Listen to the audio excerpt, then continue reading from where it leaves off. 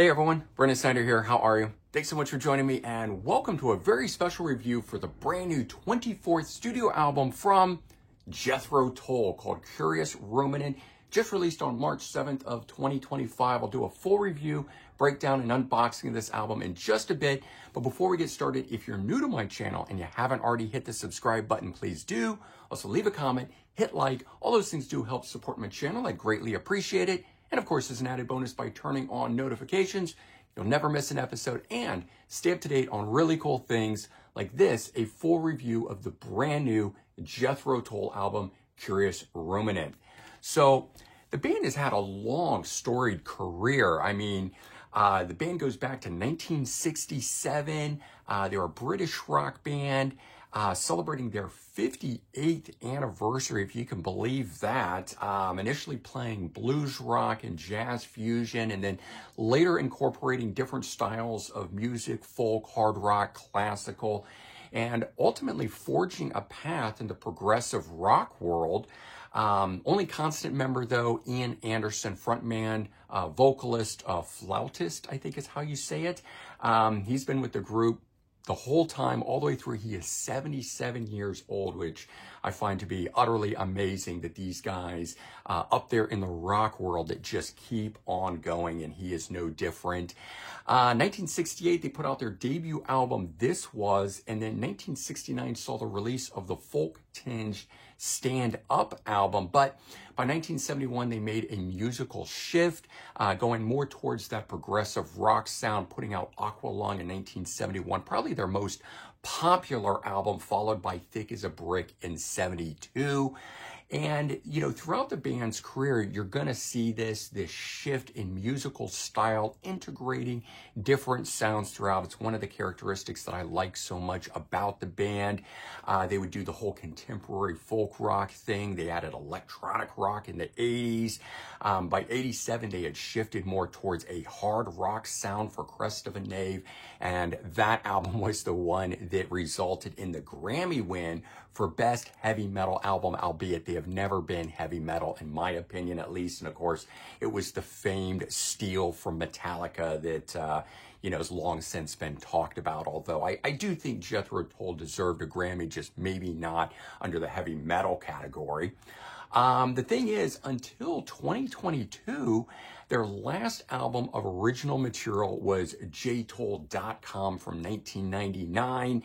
They did put out Christmas album in 2003, but it was comprised of both new and re-recordings of older songs. So the band had gone 23 years between new albums, the longest gap that they had done in their career up to that point. Since the band has made a resurgence, returning with vengeance and force, in my opinion.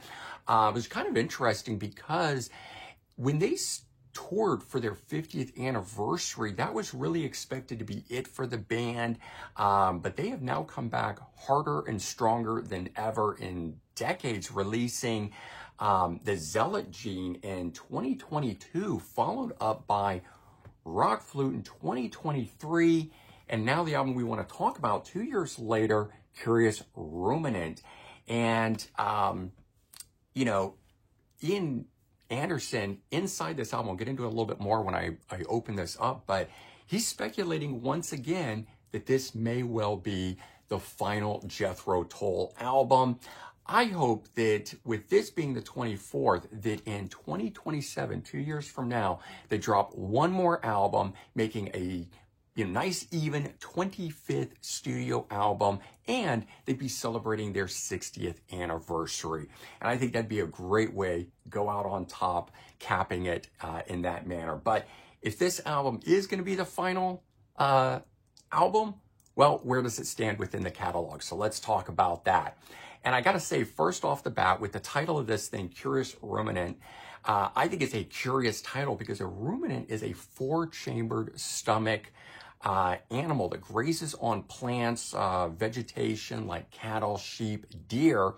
And I don't really know where that all stands or fits in with this, but the album cover featuring the horned mask and then Ian Anderson wearing that on the back side, maybe he is saying essentially that humans are curious animals. But despite that, or even what that might mean, this is their 24th studio album. It's got 9 tracks on it, and it clocks in at 51 minutes, which is nice. I don't think it goes on too long, and it definitely doesn't stop too short. I think it's just the right amount of time for this album. And like the band's history, they've really imbued many different styles on this album. We get the progressive rock and folk, classical. They do a little bit of blues rock on it too, but just a little bit of everything mixed in with it. Probably the band's most organic sounding album. It definitely leans towards the more mellow side of things. Lots and lots of acoustic instrumentation sounds throughout this, but it does keep a firm grip on what it is that you would expect for Jethro Tull. It doesn't veer outside of that. And lyrically, though, the album does break some new grounds, at least according to frontman Ian Anderson, who says he takes a much more intimate approach to lyrics on here than he has on past albums, doing a lot of me and my and I, as opposed to the we sort of lyrical content that he is usually singing about. And the other thing about this is that despite it maybe leaning towards a more mellow approach than even these last 2 albums, the more recent ones, I do think that this one here may be their most consistent sounding album of the last 3, and definitely has the band in a new headspace, which I find fascinating for a band that has been around as long as they have. And with the other 3 albums, there is a lot to love on this new album here. I think it's got all the hallmarks that make a Jethro Tull album. And a lot of it is those different sounds that the band has integrated from throughout its career at those different times that we talked about when I was running through sort of the history of the band. But you've got a freshness to it on this one. And for me, at least, that keeps me returning to it. It's brought me back listening wise to this album, more than 1, 2, 3 listens when I first got it. And Ian Anderson, for being 77, I think sounds really good. Yes, he is singing in that lower register the same way that he's been singing on these 2 here. If you are not a fan of that vocal style, it is returning here on this, but I do find that while it doesn't have those inflections and things that he was so known for during their heyday, it really works for the intimacy of this album here, and it's really good vocally, again, for the album here. He can't do the same style singing that he once did, and who at 77 really can, right? So you have to remember, the place, the time, the era, context, all that sort of stuff. But I do think that his vocals sound great and work really well for this album. The lineup on this album is mostly the same from the last 2 studio albums. Of course, Ian Anderson on flute and vocals, who, as I said, is the only constant member from throughout Jethro Tull's long storied career. But we have John O'Hara returning on piano and keyboards. He first appeared on Zealot Gene and continued through to Rock Flute. David Goodyear on bass, also from Zealot Gene, and Scott Hammond on drums, also, again, Zealot Gene. But Joe Parrish playing on guitar, who did play 1 song off of this album here, made his full joining of the band or part of the band during this album. So a little bit newer than the other guys. Jack Clark and James Duncan are both new to this album here. Jack Clark coming in as a new guitar player, and James Duncan also playing drums or assisting fleshing out Scott Hammond. So that's the lineup for the album. So in all, really, these 3 albums holding a fairly consistent lineup of musicians, which I think is great. He's not changing them left and right. He has found a pretty steady lineup of guys that works for him. Obviously, Ian Anderson is the key writer in all of this sort of stuff here, and that is why he can be that constant member and yet each of the albums have that Jethro Tull sound to it.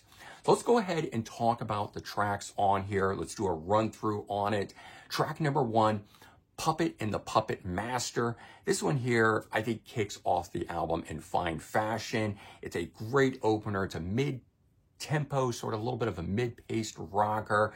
All the hallmarks that excite me about Jethro Tull included in this one, and a fantastic solo segment that kicks off with guitar, followed by flute, then keyboards. Just great the way they're running through all of that. It's not focused one way or the other, on one instrument or the other. So you get a little bit of everything on that. And probably my favorite track so far. Track number 2, the title track, Curious Ruminant, which was the first single. And initially when I heard it, I really had no interest in it. It didn't do a whole lot for me. But I have to say that hearing it in context of the album, following that first track, I think sets this one up great. And I've actually begun to really enjoy the track a lot more and becoming one of my favorite songs on the album. Now, track 3, Denison Hill. This one here is the first place that the album takes a dip for me and creates a lull after the high of the first 2 songs. It loses me a little bit in here, but track number 4 brings it right back. The Tipu House, which is only 3 minutes and 30 seconds, yet this thing here is probably my favorite track on here, or second favorite track, I should say. And maybe the most rockin' song on the album, albeit, as I said, this is quite a mellow album, so we don't really get up to full force rockin' on this thing. The thing is, it really adds to the intimacy and introspective feeling of the whole album. This one taking on a proggy sort of nature to it, even though it's short, but it definitely holds my interest all the way throughout. Track 5, Savannah and Paddington Green. Very typical Jethro Tull song. I think this is the sound that most people are looking for, and you get it in heaps on this one. Track 6, Stingy in Hand. Got all the proggy roots of Tull on here. This is definitely one where, the history of Jethro Tull, I think, rears its head in fine fashion. Again, another one that holds my interest all the way through. A lot of different styles in this song, but again, very interesting throughout. Track 7, Over Jerusalem. So this one here starts out pretty quiet, but it builds nicely throughout, and there's probably the best guitar solo on this song here. But I do enjoy this one where it carries you through a lot of emotion and things as the song is building until the end. Track number 8, Drink from the Same Well. This one here is 16 minutes and 42 seconds. It's the album showpiece, centerpiece, I think, longest track on the album. But it covers the entire gauntlet of Tull styles, making the song almost like an overture.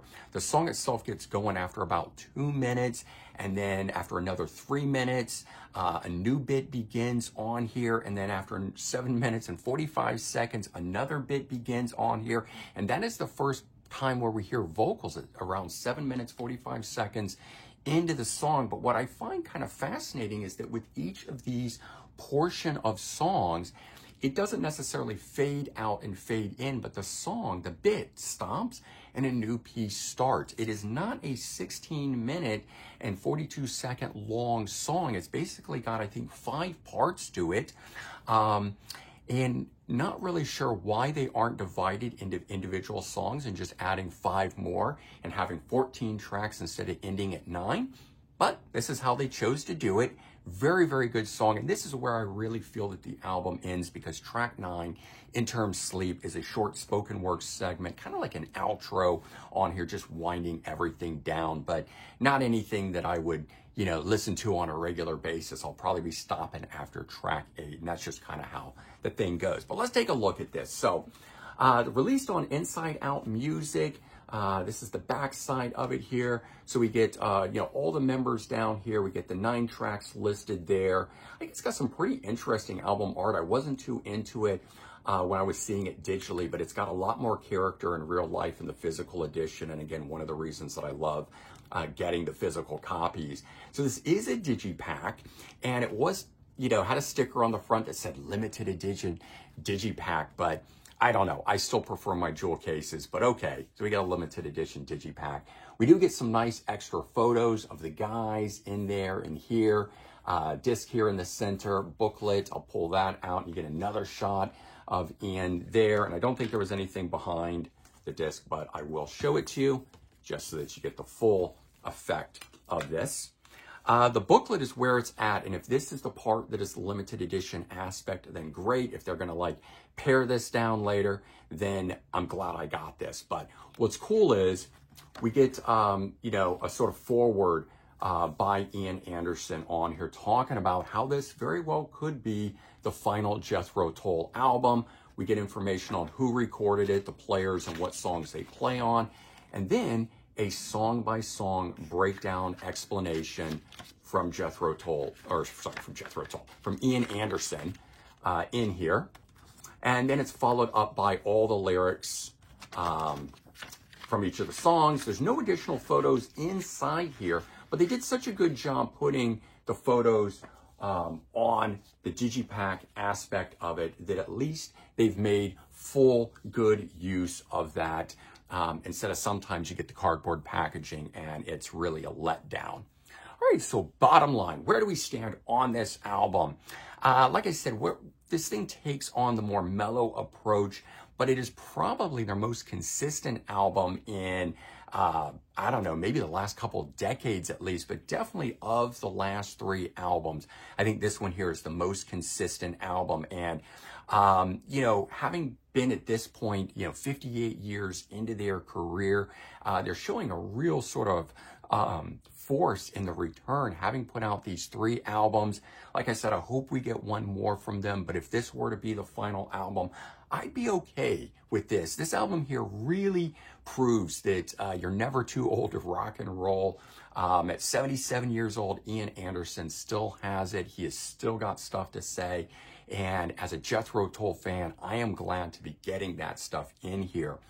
And, you know, it just proves that, you know, if you keep going and you keep doing your thing year after year the way Ian Anderson has, there's still a lot of life to be had. You do not have to end the rock and roll lifestyle, you know, all that early. You know, I think most people had probably written the band off back around, you know, the early 2000s after the band had not put out any new material for a solid 23-year span.